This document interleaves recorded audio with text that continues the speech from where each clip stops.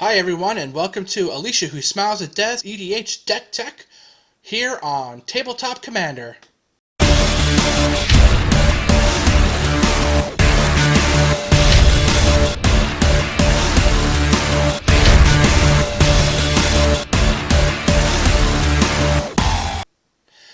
Hi everyone, and welcome to my newest video, or should I say my first video. This is going to be a re-upload of my original video. The original video was, let's face it, kind of terrible. So here we're going to redo the video. There's a couple of different cards, a couple of changes. So let's get right into it. I'm not going to go over the real mana base of the Alesha deck that I've built.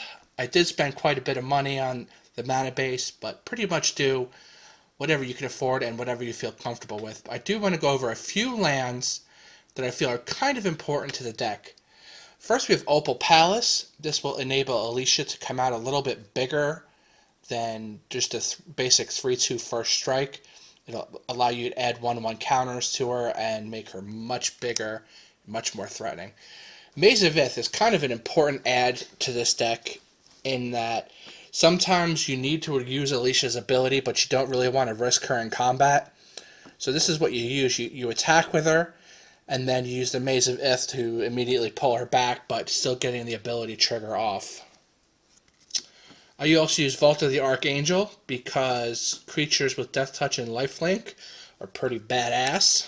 I also use an Urborg, just because I like to have access to a lot of black, and they need to really make a whole cycle of that card. That would be great. Bajuka Bog, because other people play decks like we do and don't want to have those graveyards to worry about. I have this Proxy Bazaar of Baghdad in here too. Definitely not in everybody's price range. I mean, I just use a proxy, so if I were to ever compete with this deck, this card would definitely have to come out, but being able to draw and discard at will is very, very strong. Volrash Stronghold, a nice $20 or so land, lets you get cards out of your graveyard on top of your library for those instances when Alesha's not out. Diamond Valley, I do own one Diamond Valley. It is in my Marin deck if you want to go check that out. Basically, it's just a sack outlet and lets you gain a lot of life. High Market, again, sack outlet, gain a little bit of life.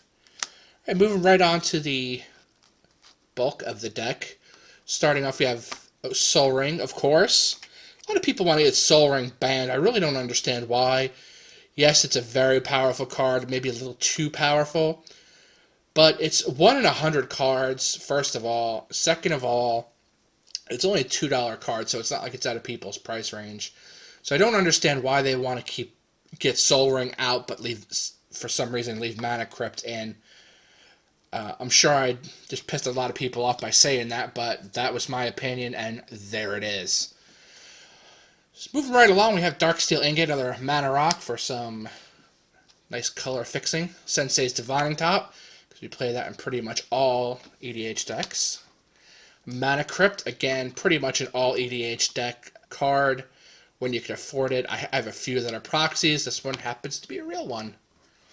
Mox Diamond, same thing. Playing 3 or more colors. Gotta have a Mox Diamond. I only own the one, but this one's a proxy. Altar of Dementia, fantastic sack outlet. I've won games with this as well. Being able to get a lot of sack whenever you want, and being able to get an opponent to be milled out is just an amazing, amazing ability. Skull Clamp, another sack outlet of sorts for little guys, I guess you could say, but also an awesome draw card.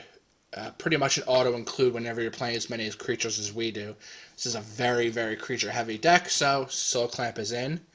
Ashnod's Altar, same thing, sack outlet, little bit of mana. This can change the game in the right situation. Lightning Greaves, because we need to protect Alesha. Whisper Silk Cloak, same reason, gives Shroud, as well as makes her unblockable, so she can get through real easy and get that ability triggered. Swiftfoot Boots, same as the Lightning Greaves, get her protected, give her haste. Moving on as well, Demonic Tutor, I have a proxy one. I probably own 3 or 4 others, but This one had to be a proxy one because it wasn't in the budget at the time. Buried Alive, give me for any EDH deck involving the graveyard and black. And if you're doing the graveyard and not black, I don't know what you're doing. I have a Proxy Wheel of Fortune here. A friend gave me this one. Retribution of the Meek for some good old-fashioned control. And Fell the Mighty. Control, control, control. Get them boards wiped. Vindicate. Some spot removal. Entomb. Again onto the instance. Pretty much the same reason as the Buried Alive. Swords to Plowshares. Spot removal. Orm's Thunder. Some good removal as well as busting up some artifacts and enchantments. Because Torpor Orb is a thing, people use it, and it would wreck this deck. Anguished Unmaking, more spot removal. Moving on to the Planeswalkers, I have Elspeth Sons for some board wipes, and some good blockers, and some guys that we can sack if we need to sack to some stuff, as well as the Emblem. The Emblem really, really kills in this deck. Sorum Solemn Visitor does make some dudes for some blocking, but mainly we want to use this for its +1 ability to give all our creatures lifelink. Duretti, Ingenious Iconoclast, for blockers and for some removals as well as a sack outlet. Nahiri, good for getting stuff into the grave and drawing those cards as well as some good removal. Grave Pact, when we use all those sack outlets, get them to sack too.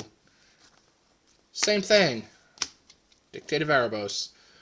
Phyrexian Arena for some extra cards. If there's some other draw engine that you prefer, definitely can take out Phyrexian Arena. Reconnaissance. This is a card I've been told to take out by people who don't know Alesha. This card absolutely sucks in every other situation, but it's great in Alesha. It pretty much works as the Maze of Ith does, but only on your creatures, and you can use it as many times as you like. So whenever your creature is attacking, you can untap and remove them from combat.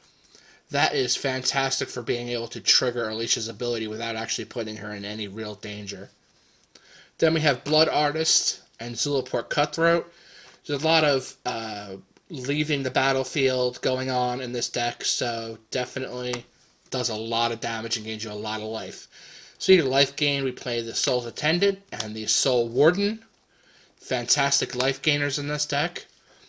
Solemn Simulacrum, because we pretty much play that in every deck. Withered Wretch, because again, people play decks just like ours, and we want to be able to stop them. Mother of Runes, protects Alesha in combat. Iroas, God of Victory, also protects Alesha in combat, and makes it so she has to be blocked by 2 or more creatures. So, kind of ensuring that she gets in when she gets in. Yeah, that didn't make any sense. But anyway, moving on. Revelark for getting stuff out of the grave. Karmic Guide for getting the big guys out of the grave. Only play 2 or 3 big guys, but they are significant. Speaking of which, Elesh Norn Grand Cenobite.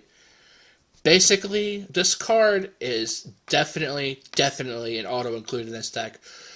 What you want to do is be able to get the Buried Alive off as early as possible, put Elesh Norn and the Karmic Guide in the grave at the same time, and then you want to be able to pull the Karmic Guide out with Alesha and get this out with the Karmic Guide.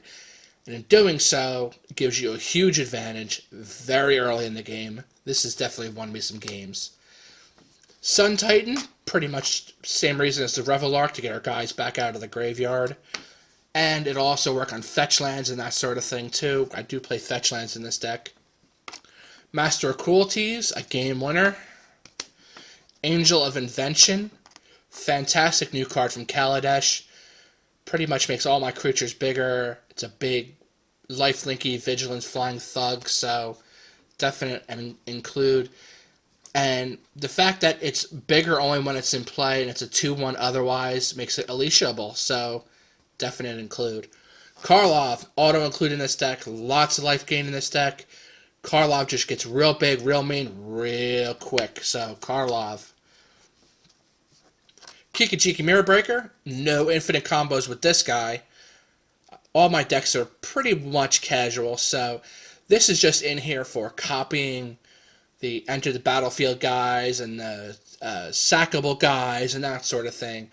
Not as powerful as it would be in a deck with infinite combos, so on and so forth, but definitely still significant. Tuk Tuk the Explorer, good for sacking and getting a big stompy guy out with. Handwear Garrison makes tokens. A lot of the creatures in this deck make tokens. Pyrrha and Kira Nalar, same thing. As well as Siege Gang Commander, big beats. Newscraft Mob, fantastic all-star on this deck. It really is. I know it's kind of sucky in Standard, but it is amazing in this deck. A 0/0, so it's very Alesha-able, but it comes in as a 5/5, and then makes 2/2 zombies on top of that. Fantastic card. I've not won any physical matches with him, but I've won a few online matches with him, so definite auto-include. Another auto-include, Anger, for some haste. Haste is always a good thing. Ily Eternal Pilgrim, a sack outlet, as well as removal. An amazing Alesha-able card. Viscera Seer, great sack outlet for some scrying, as well as it's Alesha-able and sackable itself. Necrotal for some removal.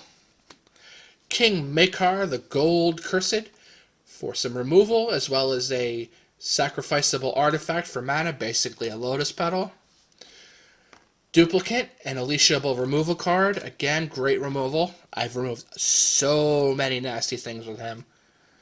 Fiend Hunter, again, great removal. What you want to do is get him in, and then in response to the first ability triggering, you sack it so the second ability goes on the stack and is triggered before the first ability, enabling you to remove the card that you're targeting forever.